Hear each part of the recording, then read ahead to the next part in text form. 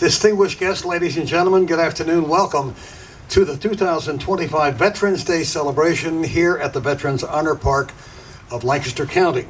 We have gathered here to pay tribute to the service and sacrifice of United States Armed Services veterans from Lancaster County and veterans everywhere. And we are here as Abraham Lincoln charged 160 years ago to honor the soldier and sailor everywhere who bravely bears his country's cause. That you have made the commitment to join us today at this celebration means you have answered Lincoln's call, and as a veteran of the Marine Corps myself, I thank you sincerely.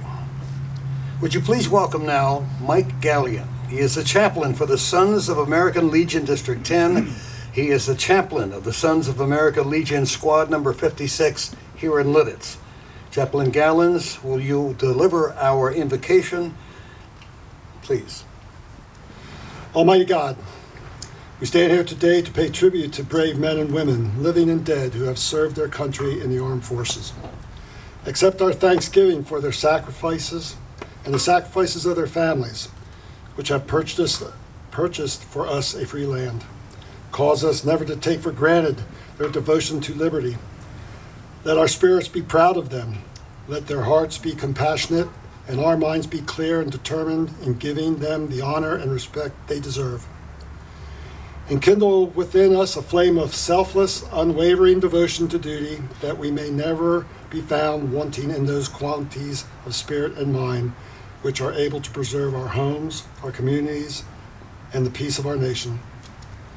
Keep our memories alive with gratitude, and our gratitude alive with faithfulness to the principles which made our nation great.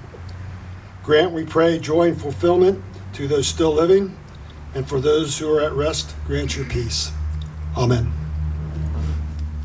Could we please rise for the colors presentation by members of the Civil Air Patrol, and please remain standing for our national anthem, which will follow. Our national anthem will be sung today by Yana Argelski. She is a junior at Warwick High School. She is a member of the high school choir, the chamber choir, and the school district choir.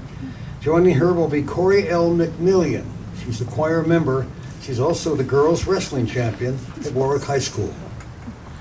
Oh, say, can you see by the dawn's early light what so proudly we hailed at the twilight's last gleaming, whose broad stripes and bright stars through the perilous fight for the ramparts we watched were so gallantly streaming, and the rocket's red glare, the bombs bursting in air, gave proof through the night that our flag was still there.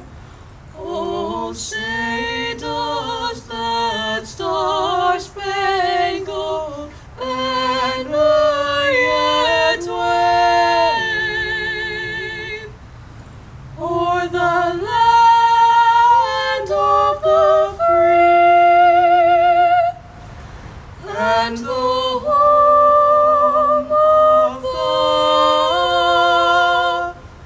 brave.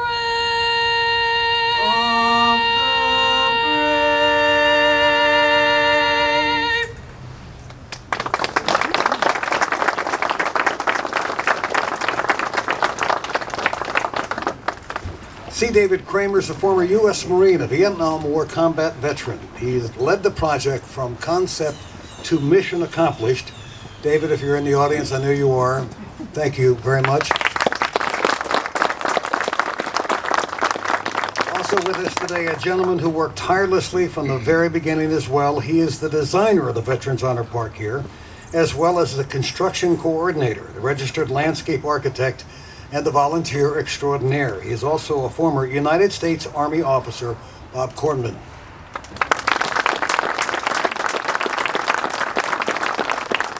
I don't see him in the audience, but there were many hands helping make the Vonner Park a reality. Matt Canals provided years of management expertise. He was the go-to guy for virtually any task, no matter how small or large. He was also strongly involved in fundraising for the project. We want to recognize Matt Canals.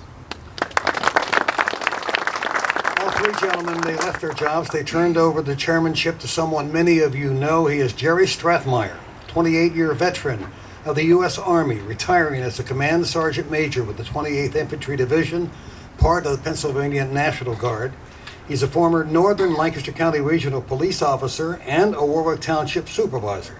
Thank you, Jeremy, and the entire board of the Veterans Honor Park who are with us today.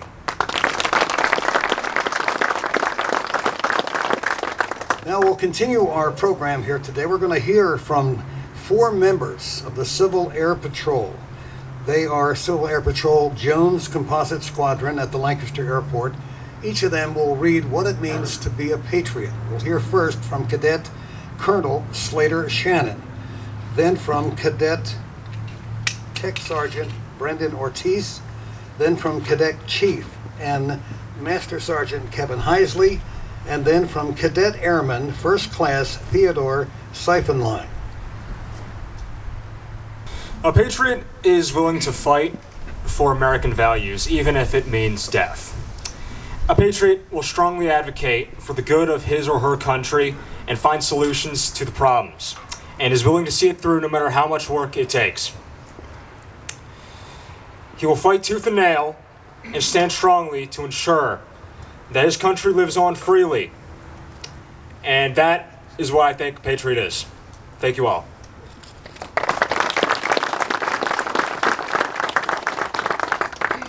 Hello. To me, being a patriot means more than just loving our country.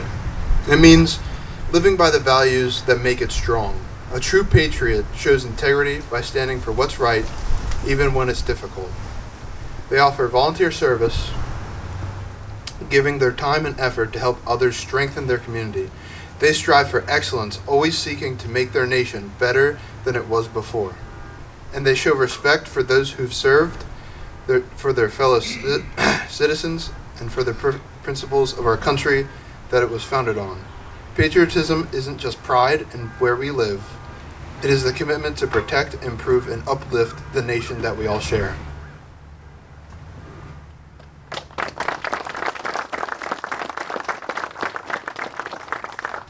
To me, being a patriot means loving your country enough to want to make it better. Not just about waving a flag or singing the anthem. It's about standing up for what's right, even when it's hard. True patriotism is shown through service, respect, and unity. A patriot believes in the promise of their nation and works every day to help it live up to its ideas. That is what a patriot is to me.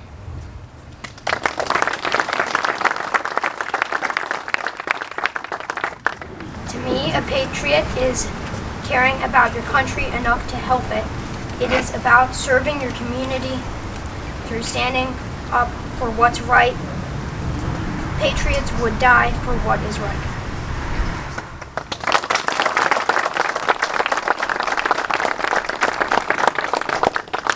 Thank you to our members of the Civil Air Patrol, and they'll be back again.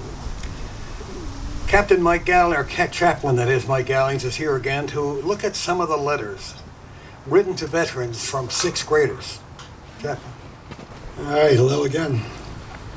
The story behind this is every year, the 6th grade class at Lidditz Elementary School, Mr. White, encourages his students to write thank you notes on these stars and give them to the VFW and the Legion. And anybody that's been to the VFW or the Legion know that the walls are just filled with these stars. So it was very difficult to just pick a few, but I'd like to read them to you. And I'd like to thank Mr. White for promoting patriotism in his school and his classroom. Okay, that's a rare thing nowadays. All right, we'll give credit to the author while we're doing this too. Valerie Riviera. This is from Lidditz L, 6th grade, entitled Sacrifice. We trusted in you. You fought for us. We are proud of you for every second, every minute you spent out there for us. We are so grateful for your service and sacrifice. We thank you for your dedication. Please keep in mind these are sixth graders. This is from Olivia Messersmith. We are forever thankful for the legacy of our heroes. Thomas Eli. Dear veterans, thank you to all you brave veterans who sacrificed for our lives. We really appreciate your honor and courage for serving for our country. Thank you, brave veterans.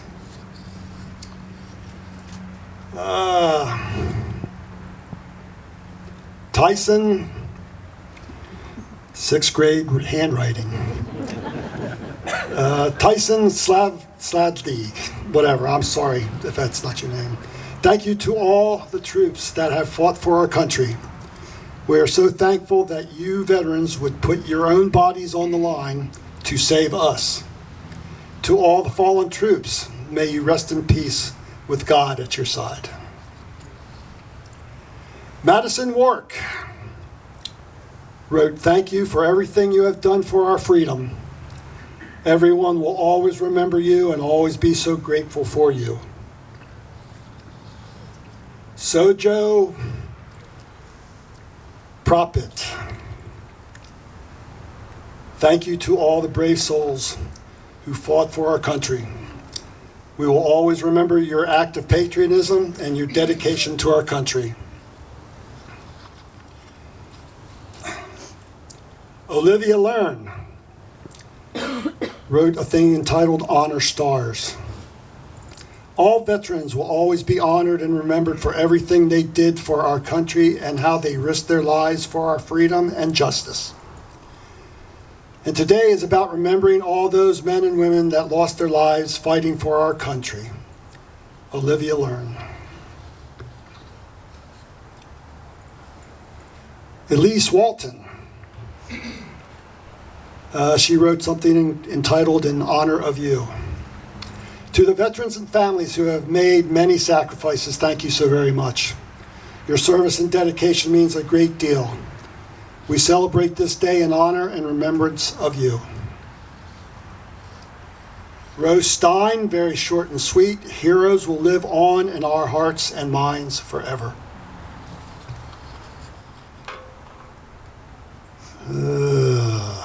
Uwe.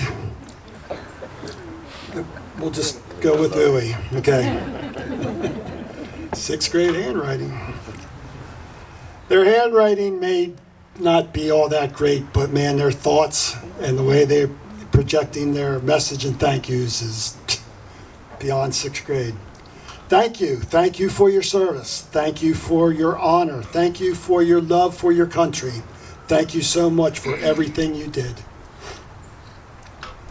Caroline G., to every veteran and family, thank you for everything you and your family has sacrificed for us. I'll remember everything you have done for our country, so I want to say thank you. Lainey Mollusky wrote a little poem called Beautiful. Memories will never fade, oh beautiful memories. Our flag still high in the sky, it shall never die. Memories, oh beautiful memories, we remember those who have said goodbye. And finally, I'd like to close it out with Ava Kuiper, and hers is entitled Honoring Loved Ones. To honor the brave is to love, be kind, and be thankful. Being patriotic is dedication and courage tied into one loving thing. We will all be eternally grateful for the sacrifices you've paid. And a big thank you to the sixth grade class at Lidditz Elementary School. Thank you.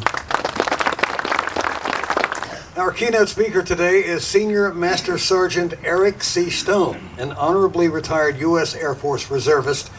He served as a superintendent aircraft loadmaster with more than 32 years of combined joint military service. He was also 6 of those years in the U.S. Marine Corps.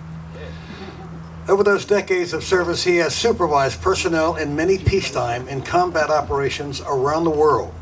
In addition to his military career, he served the United States Department of Homeland Security as a police commander, managing the Mid-Atlantic regional law enforcement training. He has 44 years of law enforcement experience in municipal, military, and federal agencies. Please welcome retired Senior Master Sergeant Eric Stone.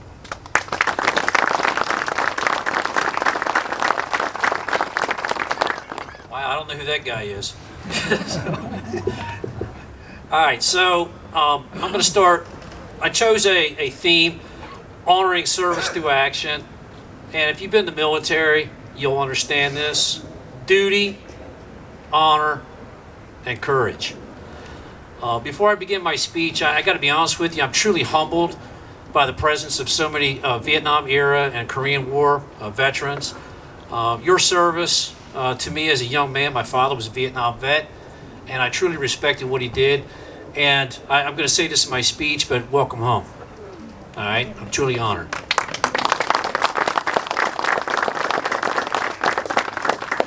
So, good morning, distinguished guests and fellow veterans. I'm Senior Master Sergeant Eric C. Stone, U.S. Air Force Reserve, retired, 32 years, and former Marine, as my fellow Marine introduced me as. So, today we're meeting honored veterans through both words and actions. First of all, as I said, I'm honored to be here with you today, and I thank you for your honorable invitation. As you know, I'm from the southern end, so we don't get north of Lancaster City very often. So, thank you for not kicking me out. All right, the speeches you're going to hear throughout the day you're going to hear show our gratitude, but our actions prove our genuine commitment to supporting those who have served our nation. Before I begin, as I indicated earlier, I'd be remiss in my Marine Corps duties if I failed to say happy birthday, Marines, Semper Fidelis. If you're a Marine, stand up. That's a shameless plug. Okay, so, and I know this is a Veterans Day, so yes, I know there's other veterans, so please don't lynch me on the way out of here. All right, since the inception of our nation, veterans have stepped forward to serve our great nation, as evidenced by all the folks here today. What I want to do is, if you're a U.S. military or allied veteran, because we do have a lot of allied nations that serve our nation too, please stand up and be recognized. Stand up, please. I know our fireman back there is a military guy. Sir, you can step up. Good. Thank you in the back over there. Watch my keys back there, Marine. Okay, thank you guys. Have a good day. I appreciate that. So as I begin my speech, I'm going to encourage you to serve our veterans by making sure they receive the support and opportunities they have rightfully earned. This support needs substance simply beyond a mere thank you. How many times have you heard people say thank you for your service?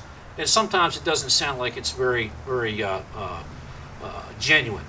So when I say this, I encourage you to go ahead and thank a veteran for their service, but mean it from the heart. Actually assist them at some point. In stating this, I'm going to discuss a specific U.S. Army veteran who lives this creed every day and continuing service to our Lancaster County. Her name is Sergeant Sarah Worth. She's a U.S. Army combat veteran, and she is U.S. Army retired. And Sergeant Worth served our nation with the 1st U.S. Army Infantry Division in Afghanistan forward deployed. Specifically, Sergeant Worth is a lifelong Lancaster County resident and native. She didn't realize what I was going to do until I got up here, honestly, so it's kind of a shock to her. So, in recognizing that our returning veterans have specific needs, she developed and began the Worth It Hollow Equine, horse therapy. All right, so, that directly serves our veterans and therapeutic experiences, focused on veterans and first responders. Yes, the police, fire, and EMS are part of that group. All right, I truly appreciate the fire service being here today because you guys are focused on that. She serves in this capacity daily, ensuring our veterans have an opportunity to holistically assimilate back into society, and to understand the complexities of readjusting using horse therapy. I was going to say equine, but I had to. I'm not very good at that. All right, their stated goal is to provide a place where all veterans can find meaning and purpose with equine and farming industries. I will say, a little off the speech here, I'm a returning combat veteran, and I'm going to say the folks that I've seen she works with, she's doing great things down there for our veterans, our veteran community. So it does warm my heart. Maybe I'm getting soft in my old age, I don't know, but I'm deeply impressed by what she does. I've seen and observed her in this role, and I'm deeply impressed by her skills and ability to counsel and assist our veterans and first responders. Yes, there are more than just veterans in her program. Are they coming to get me? Okay. All right. Sergeant Worth is truly an amazing veteran and has epitomized service before self. On a personal note, as both a returning combat veteran and current first responder, some of you may know I'm a police officer, medic. I volunteer as a medic on a fire crew or an EMS crew. So I currently do that. I see great value in our program, which strongly encourage you to research this program and to meet an exceptional veteran. She's very humble indeed, and again, she did not know I was going to speak about her on today's event. So, Sergeant Worth, would you please stand up and be recognized? Ladies and gentlemen, Sergeant Worth.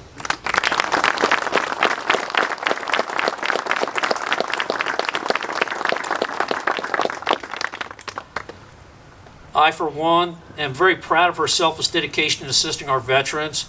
However, she is but one example of our returning veterans.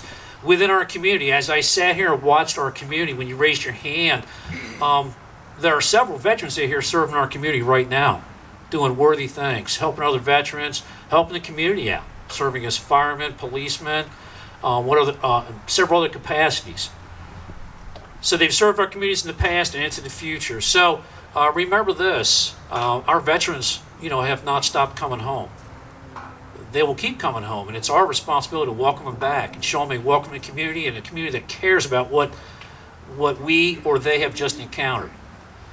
In saying this, supporting veterans starts with grasping their experiences and needs. Each service period has created unique challenges. Veterans from World War II deal with different issues than those who served in recent conflicts. Our support must match these various needs. As a disabled veteran myself, I understand that I go to the VA occasionally to get specific treatments. And I can tell you, if you want to meet some heroes, go to the VA, walk down that hallway and talk to some of these young men and women. We've got recent veterans that are disabled veterans. We have some as far back as World War II. Healthcare access is always a critical concern for many returning veterans. It was for me. Physical injuries, mental health challenges, and service-connected conditions need ongoing care and support. Remember, our support doesn't stop when the uniform comes off. Making sure veterans receive proper medical care shows one way we can honor their service through action. Some educational opportunities. I personally was able to get my master's degree through my GI Bill. It was a phenomenal return for the investment that the U.S. government placed in me. Let veterans build on their military skills. The GI Bill has opened many doors for previous generations of veterans. Current veterans should have similar chances to advance their education and prepare for civilian careers. As a former chief of police, I routinely sought out military veterans as a priority. I loved them when they had police experience or if they had collegiate education, but my first priority was always a returning veteran. Jobs represent another essential area where we can support veterans. Many companies already value what veterans add to their teams. Other employers need guidance to see how military skills apply to a civilian work. Creating job opportunities honors veteran service while benefiting from their abilities. Housing affects many parts of civilian life. Some veterans do find it hard to get affordable housing where they want to live upon return for various reasons. Supporting veteran housing programs helps give the stability needed to succeed after service. This next area I'm going to talk about is going to be mental health. Mental health support must stay a main focus as we help veterans. I was talking to Sergeant Major over there. We're both Iraqi and Afghanistan veterans, and I'll tell you, some of the stuff that our men and ladies have seen over there is pretty tragic. Things like that will last a lifetime, as I think my Marines can attest to. Service-related mental health issues affect many veterans and their families. Reducing stigma around mental health care and ensuring treatment access proves real support for veterans. I know as a returning combat veteran, I was telling the Sergeant Major a story when we returned from Iraq on Thursday, and I was literally back in my civilian job on Monday morning. And I was still, in my mind, I was still back in Iraq. And it was such a transition. And I never realized it because I was always told, march on, soldier, march on. Communities can support veterans through many methods, building veteran-friendly spaces. This is an example of honoring our veterans right here. Having the civilians and the families and the community come together to honor what they've done. Building veteran-friendly spaces, setting up support networks and including veterans. I've never been to Lidditz. I'm not going to lie to you, because again, they don't let me go above Lancaster. But I'm going to tell you, when I parked my car right over there and I walked up here and I saw this wonderful Veterans Park, I was like, wow, why can't every borough and township in Lancaster County have something like this? Yes, go ahead. Go ahead. All right, so many of our military folks know if you stand attention too long, sometimes it gets challenging. So I was getting worried about my man over here. So, all right. So as I talked about this park right here, and I believe I talked to I forget your last name, and I apologize. Yes, sir. Bob Cornman. Mr. Bob over here, he was talking about the history of this, and I was like, wow, this is impressive. This shows true honor and respect right here in this park. I've traveled the world, and I can honestly say I've never seen a park like this. So, great job. These steps help veterans know their service made a difference. Business owners can support veterans by hiring them and creating veteran-friendly policies. Setting flexible schedules for medical appointments, backing Guard and Reserve employees.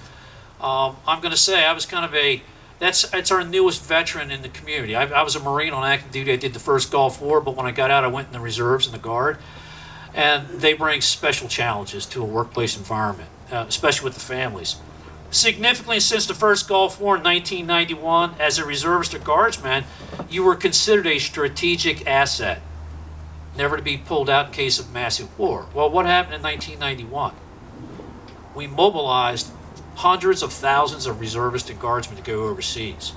So those are your different veterans now. And since 9/11, or not 9/11, but since the first Gulf War, it's not a matter of when, if you've been deployed, it's a matter of when you're going to be deployed as a Guard and Reservist.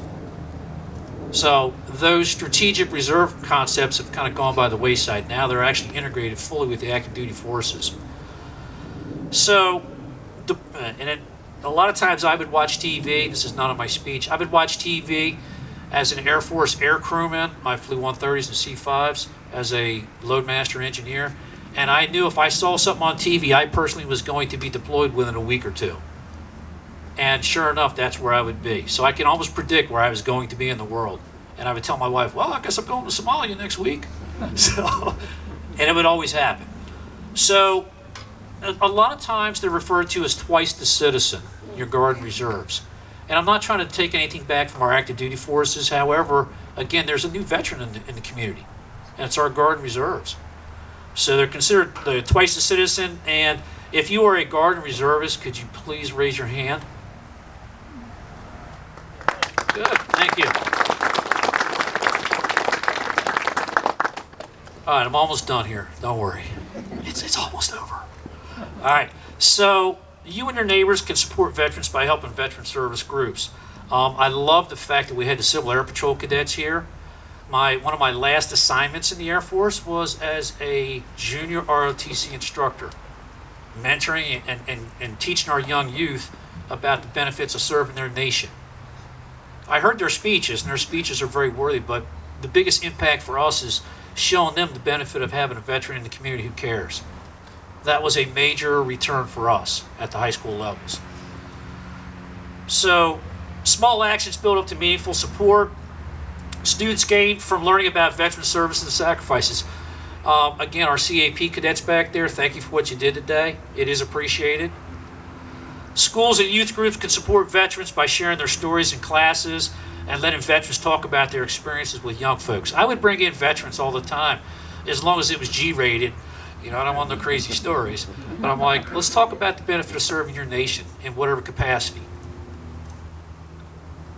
The motto of the U.S. Department of Veterans Affairs, I believe you started off with Abraham Lincoln, is to fulfill President Lincoln's promise to care for those who have served in our nation's military and their families, caregivers, and survivors. I see that written. This is the first place I've ever seen it written on a wall right here. I see it written on almost every VA, somewhere on the wall. So this is the first time I've ever seen that. So congratulations on that too. Meeting those promises needs steady action and support. Veterans Day prompts us to strengthen our dedication to serving those who served us. Although this promise has been adopted by the U.S. Department of Veterans Affairs, it applies to all of us in recognizing our veterans. If you see a veteran that might need some assistance, give them a hand up. Not a hand out, a hand up. I strongly, encourage you to think about that. Not only today, but in the future, I'm encouraging you to honor veterans through both words and actions that show genuine support. Their service has earned our lasting commitment to their success. I am forever grateful, and I say that because I remember as a 6-year-old child, my father returning from Vietnam. And I remember the treatment that he got coming home at the Oakland Airport in San Francisco, and wanting to know why these people hated my daddy. So when you see a veteran coming home, welcome them home. Thank them. On a personal note, I talk about this. For me, I share it with the Sergeant Major. Where you at, Jeremy? There you're hiding. There you are, the big guy. How can I miss the big guy? All right. Okay, I'm a little guy. I have to look around. So on a personal note, I can vividly remember returning from Iraq on one of our first combat actions where it was really heavy. And as a deployment from the Air Force could possibly be, because we know they're usually at the beach and the pool and everything else, we were actually doing some stuff in Iraq on the initial go. And we returned back, and we were met at the airport. We closed the C-130 down. I got off the airplane, and we did not know it, but there was a group of former military veterans and local dignitaries to meet us as we came back from Iraq. And I can still recall, we still had sand from Iraq in our boots, because that's how quickly we left Iraq to come home, because we were fragged, or we had orders to come home on a specific date. They walked up to me, and they were from the VFW, the American Legion, and I was still kind of shell-shocked, and they shook my hand and gave me a VFW coin. I was so impressed by that small action that I joined the VFW the following week and said, you know what, I want to be a part of something that recognizes what we do. So don't ever feel like if you're thanking a veteran that it doesn't mean anything, because it has a life-lasting impact on me. I still have that coin. It's on the dashboard of my car every day I go to work. Again, this wasn't always the case in our history. For those of you who deployed and may not have received such a welcome home, I want to personally express my gratitude, say proudly, welcome home. All right, so if you're a Vietnam vet, I want to welcome you. In closing, I want to thank you for listening to me. I know it was a little longer speech, but I wanted to make sure I had a few things that talked about specifically our veterans and about our community right here. As I talked to you, I'm from the southern end down there, and we have to rely on Sergeant Worth and some of these other folks down there. But I'm going to tell you right now, the veteran community is very strong in our county, right here in Lancaster County. So don't overlook the strength of what you do here. Again, I'm going to finish up with thank you for listening to me. Thank you for allowing me to come up here and speak about my veteran stuff. And I want to thank the Civil Air Patrol and Sergeant Major for your hospitality. And guys, that's it. Thank you.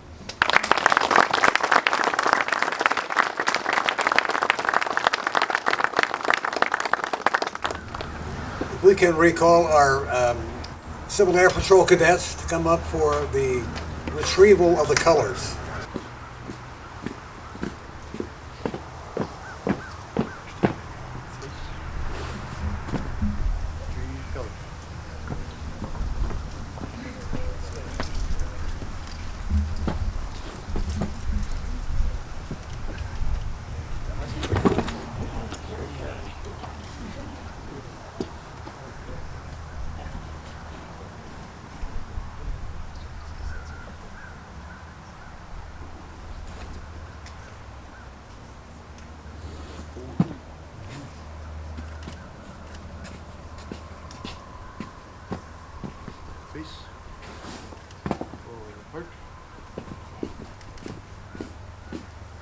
And ladies and gentlemen, that distinguished guests, that concludes our program here at the Honor Park, the Veterans Day celebration here at the Veterans Honor Park today.